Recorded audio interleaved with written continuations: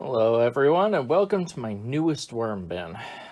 This is a bin that I set up the other day with some worms that I got from somebody locally. Now she told me that they weren't necessarily all red wigglers, they might have some others in them, so I decided to keep this as a new bin separate from my other worms. And to that I decided to add in local worms from my yard from a pile of horse manure that's been aging and is just teeming with worms.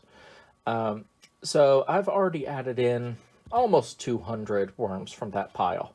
And right now I'm about to add in 265 more, at least, that I counted when I was out there shoveling horse manure for my garden. So, let me first take you through this bin a little bit. I've got a little light cloth covering over the top of it. Help keep a little light out, help keep a little moisture in. Over here I've got this coffee filter, and this is an idea that I took right from a guy on YouTube, his channel AV Worms. It's a great channel and really interesting videos, some really neat time lapses of worms eating things. But he uses a coffee filter as a feeding zone indicator, because what I am going to be doing in this bin is feeding a corner, then a week later I'll feed another corner, a week later another corner, and rotate around the bin in a clockwise manner, so I can always see where the densest populations of the worms are and see how they're doing with the food, how fast they're getting through all the food. So while in this bin, since I did just start it, I do have some chunks of food in other places. The majority of this feeding was over here. I started this bin, let me take it through it a little bit.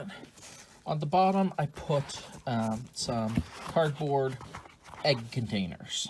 So those will be good. They help soak up the water, and they help provide some air pockets here, and just help keep a good, steady moisture situation in the bottom of the bin.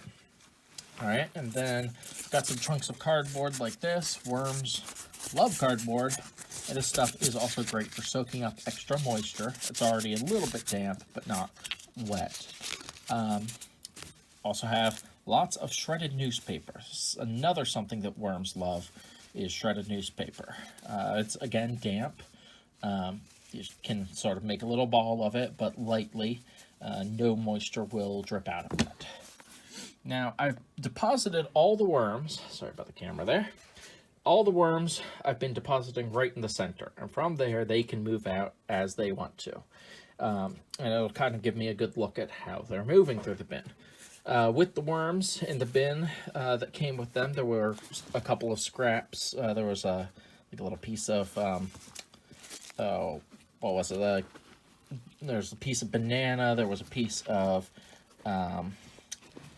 some sort of squash. Oh, look, you can see some of them right down in here. Good squirm of them. It's just so neat to look at, I think. And they're doing great. I love seeing a good concentration like that. Look around the bin. I've got all these white bits that you'll see are eggshell fragments, which is a grit that worms actually need. Some people use sand or what is it, like crushed oyster shells or something, but eggshells are a great source of calcium as well. So, not that the worms necessarily need it, but this is going into the garden eventually, and calcium is great for things like tomato plants. So it provides grits for the worm, and to me provides a better finished product. So under my feeding zone indicator, got some coffee grounds. What's this? Oh, half a avocado. Just put that in the other day, so no progress on that yet till it breaks down a bit. Half a banana. They're going to love that. By next week, I imagine there's going to be a lot of worms in that. It's just a full banana, full rotted banana, cut in half and dumped right in there. Right. Cover that back up. Put the indicator on it. Now, I'm going to uncover the middle. All right, most of the worms have dived down, though there's a couple on the surface. On the surface is a little tiny bit of horse manure from the last batch I added in. There's some coffee grounds and a slight amount of bedding from the initial worms. But overall, there's not much there. Oh, there's a bit of that pumpkin or squash or whatever it was that came with them in the first place. I couldn't quite tell what it is, but that's something they love. You'll find them just enjoying the heck out of it. Big pile of worms right down in there. So they're having just a ball in this bin so far. All right. Now, what I have is this container here. Now, this one is where I said I've pulled at least 265 worms, plus a few cocoons, and some tiny baby worms that I'm hoping are red wigglers. I'm not quite certain, but I didn't include them in my count at all. But there were a good number of them, so we'll see. And again, I'm keeping this bin separate from my others, so it'll be a little bit of its own environment, and we'll see how that plays out. But I'll take this container and I'm gonna dump it right in the center. All right, this is a lot of fun. This is one of my favorite parts. So what you'll see is where they've all moved to the bottom. Oh, beautiful. One left in the container. I'll let him work his way out. But you end up with just this beautiful squirming pile. I love it. And I've got some light on the bin as well as my garage light. And worms don't like light. They don't have eyes, but they have photoreceptors on their skin, which means that they can feel the light, and they're not fans of it. To them, light means that they are, well, first they're susceptible to dry out on the surface because they need a lot of moisture. They're also visible to things like birds that will pluck them up and eat them. So just naturally, they will dive down quickly to get out of that light. So you can see that they're already moving their way down. As I get one more worm out of this bucket here. There we go. But they're already diving down, and within a couple minutes, there will be none at all on the surface. So they all find their way down to the good stuff that's in this bin. Let me see if I can find any of those baby ones I was talking about at all. So I want to sort of capture that on video to compare in the future. I think I found some. Okay. Just these tiny little,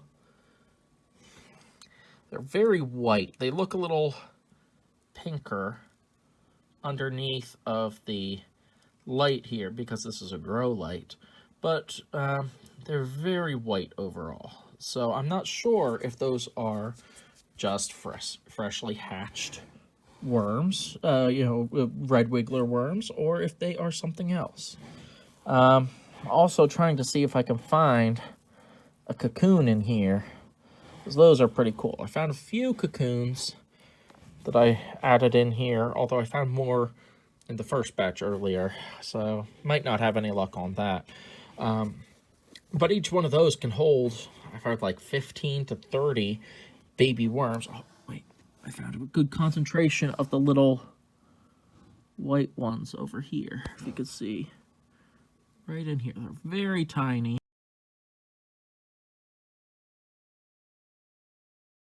So my camera cut my video off, and so I lost a little bit here, but I was pointing out these tiny little white worms and trying to see if there's something I want to follow, see what they turn into. But like I said, this bin is full of wild worms and a little bit of an experiment, so we'll see what happens. I'm really excited to see where the population of it goes, how it grows, and how it does compared to the other bins. So I'm now just going to cover everything up with this damp newspaper. make sure everybody's covered. I've got the grow lights situated here, beaming down on them to really encourage the worms to dive down. One thing you missed was I found one worm just crawling up the side of the bin trying to escape, which is something that worms will tend to do when they're first introduced to a bin. They get a little restless, and so you want to put lights on them to make them dive down and encourage them to really settle in and be comfortable in their new home. And pretty soon, as long as you know, nothing is upset in the balance of the bin, as long as the bin stays moist but not too moist and the right temperature, then the worms won't try to escape. They'll be pretty content to just stay in here and enjoy the abundance of great stuff that I'm giving them. So we will see where this bin goes. I'm gonna do an update video in a week or so, and we'll see. I'm really hoping that it grows nicely and that they all take to it well, and that these wild worms do as well as the more domesticated ones, if you will. But we'll see. I'll check back in and give you an update. Everyone have a great day.